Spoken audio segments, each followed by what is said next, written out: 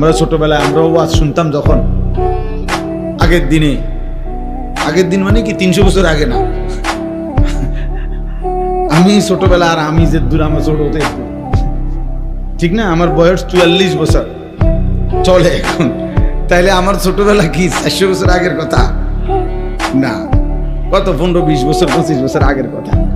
তা আমরাও ছোটবেলায় যখন ছাত্র জীবনে ওয়াজ শুনতাম তখন শুনছি একদিন এই এক মুরব্বী হুজুর ওয়াজে বলতেছিলেন যে ওই এক মেয়েরে বুঝানোর জন্য বলতেছিল ওনারা, এক মেয়েরে তার বান্ধবীরা বিয়ের দিন সুন্দর করে সাজাইছে, গহনা অলংকার দিয়া, শাড়ি চুড়ি দিয়া তারে খুব সুন্দর করে নতুন বধূ সাজাইছে। তো বান্ধবীরা সবাই বলতেছে যে তোরে আজকে দারুণ দেখাচ্ছে, সুন্দর হচ্ছে, অনেক চমৎকার মানাইছে শাড়িটা, কাপড়টা, চুড়িটা, গহনাটা। কিন্তু মেয়েটা কাঁদতেছে নিজে নিজে।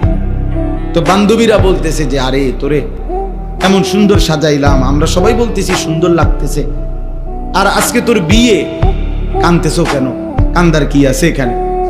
তখন ওই মেয়ে চোখের পানি ফেলে বলতেছে, হায় সখী বান্ধবীরা, তোমরা তো সবাই বলতেছো সুন্দর লাগতেছে, কিন্তু যার জন্য আমারে সাজাইছো সে যদি সুন্দর না বলে,